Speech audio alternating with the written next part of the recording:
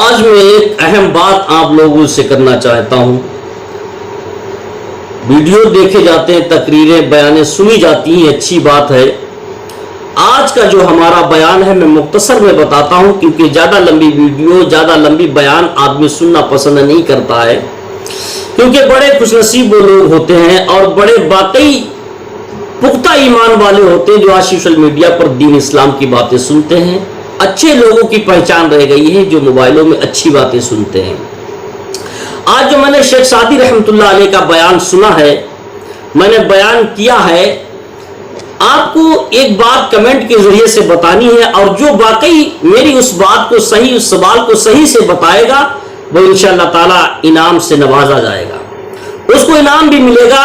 میری آج کے بیان میں ایک سوال آپ سے قائم کروں گا، اور اس سوال کا جو بھی جواب دے گا وہ اس کا انعام بھی پائے گا، اور انعام پانے کے لیے کمنٹ میں اس کا جواب دینا پڑے گا، اور اپنا جو فون پہ نمبر چلاتے ہیں اس نمبر بھی ڈالنا پڑے گا، اور یہ بھی لکھنا پڑے گا آپ کی جگہ سے ہیں اور کہاں سے اس سے سوال کا جواب دے رہے ہیں۔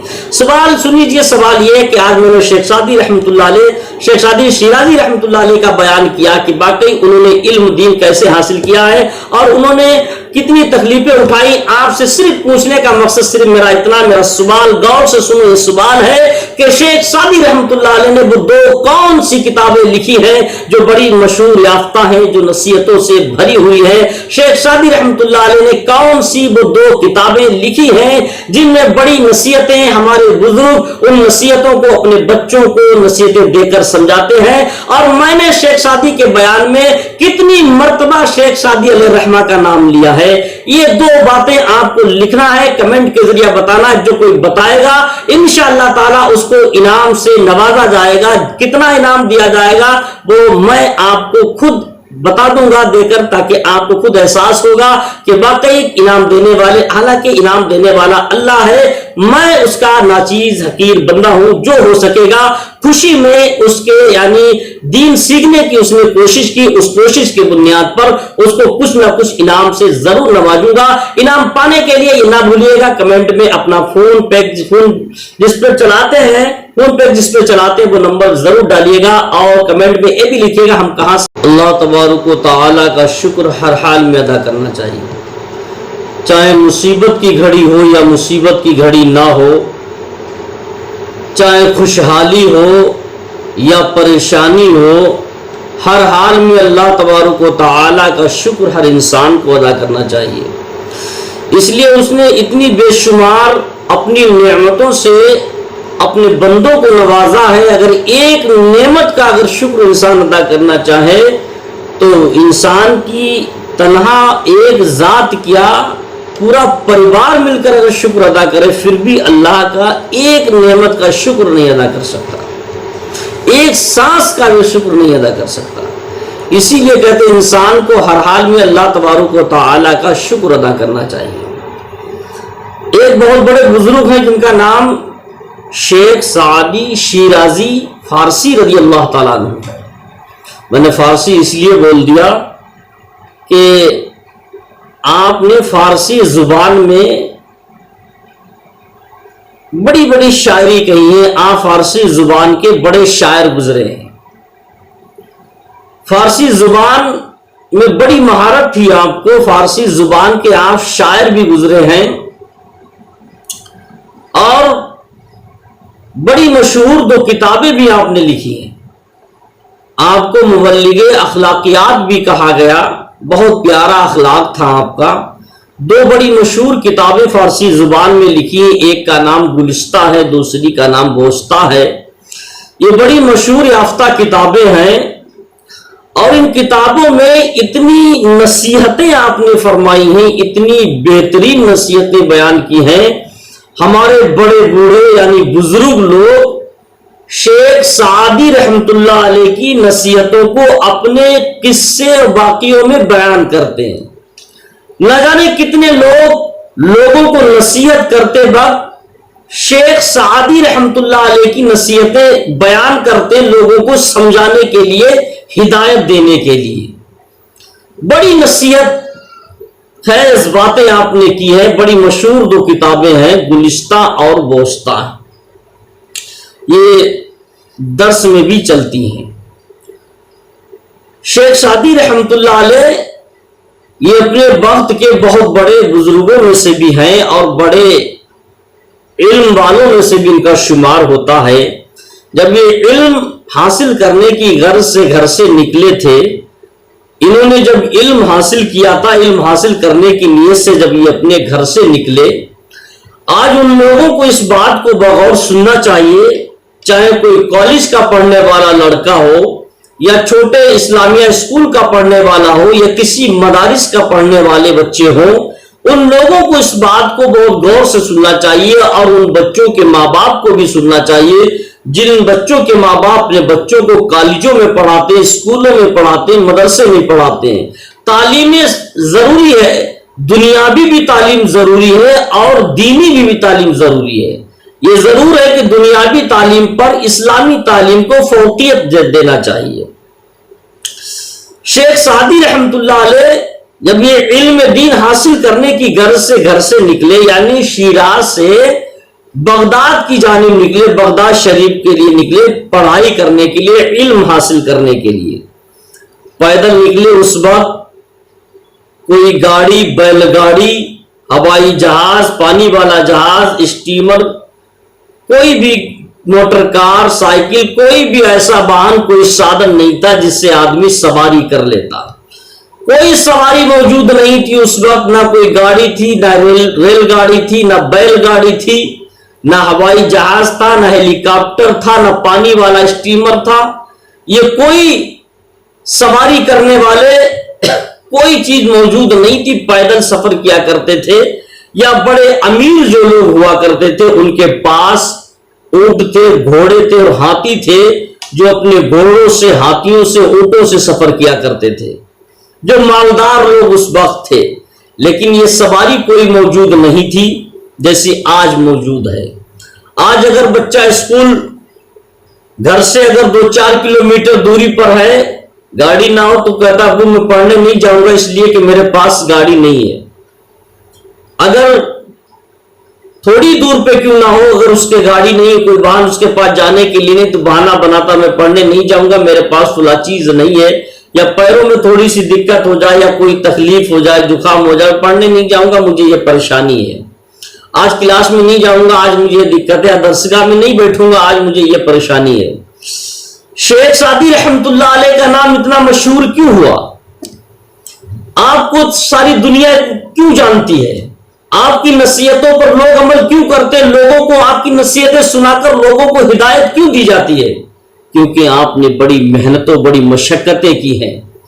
کیوں جتنی آپ تکلیف اٹھائیں گے اتنی ہی آپ کو یہ دنیا سمجھ میں آئے گی۔ جتنی تکلیف اس دنیا میں اٹھائیں گے اتنی نصیحت اس دنیا سے آپ کو ملے گی، اور جتنی تکلیف سے دور رہیں گے اتنی نصیحت سے دور رہیں گے۔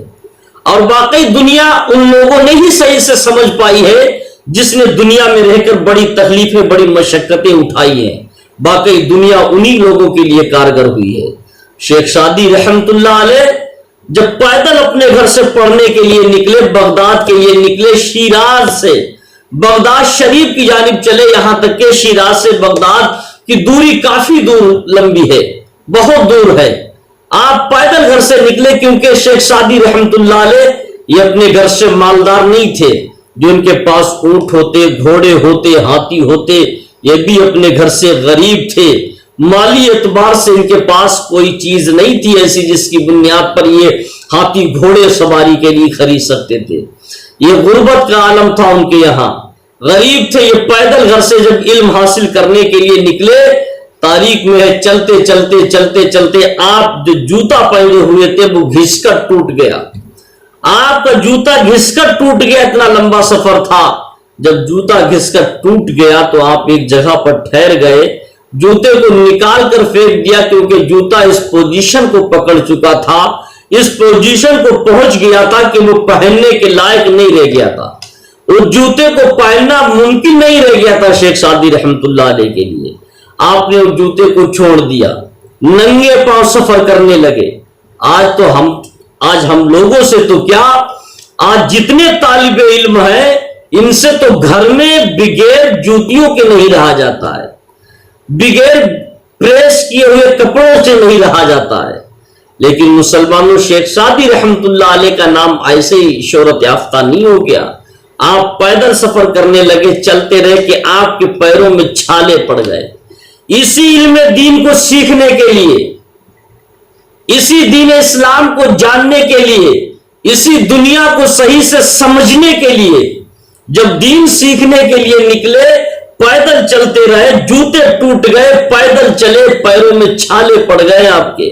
इतने छाले पड़े कि छाले फूट गए। फूटने के बाद उसमें तकलीफ होना शुरू हो गई, दर्द यानी जलने की तरह मालूम होने लगे, जलन सी महसूस होने लगी। छाला जब फूटता है ना तो उसमें जलन महसूस होती है।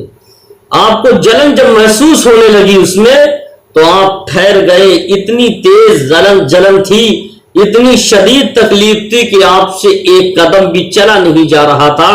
आप एक जगह पर ठहर गए और बैठ गए, अल्लाह से गिला करने लगे, आए परवरदिगारे आलम, आज तूने मुझे माल और दौलत से अगर नवाजा होता तो मैं तेरे दीन के खातिर घोड़ों पर घोड़े खरीदता, ऊंट लेता, हाथी लेता, उन पर सवारी करता, उन पर सवार होके पढ़ने के लिए जाता, उन पर सवारी करके मैं मदरसे में बगदाद को पढ़ने के लिए जाता। अरे मौला, तूने मुझे माल और दौलत से नहीं नवाजा। इतना गिला शेख सादी रहमतुल्लाह अलैह ने अल्लाह की बारगाह में किया। इतना गिला करने के बाद क्या देखा, अभी अल्लाह से आप गिला ही कर रहे थे, मौला काश तूने मुझे भी पैसों से नवाजा होता, तूने मुझे माल और दौलत से नवाजा होता, तो आज शेख सादी शिराजी भी घोड़े से सफर करके बगदाद को पढ़ने के लिए जाता। ये बात कर ही रहे थे, अल्लाह से गुफ्तगू चल ही रही थी, सामने नजर उठी तो क्या देखा कि एक विकलांग का ऐसा है कि जिसके दोनों हाथ भी नहीं, दोनों पैर भी नहीं है, खाली बॉडी है, खाली शरीर है, खाली धड़ है और न हाथ है, दोनों हाथ नहीं, दोनों पैर नहीं, अपने बदन से घसीट घसीट कर चलता है। अल्लाह अकबर, अपने बदन से घसीट घसीट कर चल रहा है, कड़िल कड़िल कर चल रहा है। ना दोनों हाथ हैं जिस हाथों के सहारे से चले, ना दोनों पैर हैं जो पैरों के सहारे चले। जब शेख सादी रहमतुल्लाह अलैह ने जब उस पर नजर पड़ी, आपने उसको देखा, आंखों में आंसू आ गए और दुआ के लिए हाथ उठाने लगे, अल्लाह का शुक्र अदा करने, कहने लगे, मौला तेरा लाखा करोड़ा एहसान है, तेरा शुक्र है मौला कि मैंने तेरी बारगाह में गिला किया, मुझसे गलती हो गई, माफ कर दे मौला। तूने मेरे दोनों हाथों को सलामत दिया, मेरे दोनों पैरों को सलामत किया, और ये बंदा भी तेरा है, इसके तो दोनों पैर भी नहीं, दोनों हाथ भी नहीं है, मैं इससे तो कई गुना ज्यादा तूने मुझे बेहतर बनाया। अल्लाह तेरा लाखा शुक्र है, मुझसे गलती हो गई जो मैंने तुझसे गिला कर दिया। मौला मेरे पैर में छाले दो चार किया, पूरे पैर में अगर छाले पड़ जाए फिर भी मौला कोई गम नहीं है, इस बंदे के सामने फिर भी मैं बेहतर हूं, क्योंकि अल्लाह तूने मुझे दोनों हाथ दोनों पैर सलामत दिए हैं, इसके तो दोनों हाथ भी नहीं है, दोनों पैर भी नहीं है। शेख सादी रहमतुल्लाह अलैह ने जब इतना देखा, आंखों में आंसू आ गए आपके, अल्लाह का शुक्र अदा किया, अपनी गलती की माफी मांगी। आज अट्टे कट्टे से हैं, अल्लाह ने सब कुछ दिया है, बेहतरीन जिस्म है, सारी सहूलतें घर में मुहैया हैं, उसके बावजूद भी अल्लाह का शुक्र अदा नहीं होता हमारी जबान से। न जाने दुनियावी फरोश बातों के लिए, गुफ्तगू के लिए हमारी जुबानें कितनी चलती हैं, अल्लाह का शुक्र अदा करने के लिए हमारी जबानें नहीं चलती हैं। आज हमारे कदम गलत राह की तरफ तो चलते हैं, मगर अल्लाह की इबादत की जानिब चलने के लिए हमारे कदम नहीं उठते हैं। शेख सादी रहमतुल्लाह अलैह ने ये जब मंजर देखा तो फौरन आपके जहन में एक बात आई कि हमेशा अपने से नीचे को देखना चाहिए, अपने से ऊपर को नहीं देखना चाहिए। आज वही इंसान तकलीफ याफ्ता है, आज उन्हीं लोगों को सबसे ज्यादा तकलीफ है जो गुर्बत के आलम में है और अमीरों की सेक लगाते हैं। घर में खाने को नहीं है और अमीरों वाली बातें करते हैं, अरे अमीरों से दोस्तियां करते हैं। वही लोग तकलीफ याफ्ता हैं, उन्हें दुनिया की मोहब्बत सताती है, मारे डाल रही है। इसलिए वो कहते हाय पैसा किसी तरीके से पैसा जमा हो जाए, इसलिए वो हमेशा अपने ऊपर वाले को देखते, नीचे को नहीं देखते हैं। काश जैसी हमारी औकात है, अगर हम अपने से नीचे इंसान को देखेंगे तो वाकई हमारा बहुत सा गम, बहुत सा टेंशन दूर हो जाएगा, बहुत सी तकलीफ खत्म हो जाएगी। शेख सादी रहमतुल्लाह अलैह ने जो कहा था कि हमेशा अपने से नीचे को देखना चाहिए, अपने से ऊपर को नहीं देखना चाहिए थी, ये बात अल्लाह के नबी सल्लल्लाहु ताला अलैहि वसल्लम की हदीस पाक के बिल्कुल मिलती जुलती है। क्योंकि अल्लाह के नबी फरमाते हैं उन्जुरु इला मन अस्फला मिनकुम वला तंजुरु इला मन हुवा फौककुम। अल्लाह के नबी फरमाते हैं तुम अपने से ऊपर वाले को ना देखो, अपने से नीचे वाले को देखो। अगर अपने से नीचे वाले को देखोगे तो तरक्की पाओगे। अल्लाह के नबी का यह फरमान है कि तुम अपने से वाला तर को ना देखो, अपने से नीचे को देखो। अपने से नीचे को देखोगे तो हमेशा सुकून में रहोगे। और वाकई जो लोग अपने से नीचे देखते हैं वही सुकून याफ्ता है। अल्लाह तबारक व तआला हम सबको हिदायत अता फरमाए। अल्लाह तबारक व तआला हम सबको शेख सादी रहमतुल्लाह अलैह की नसीहतों पर अमल करने की तौफीक और रफीक अता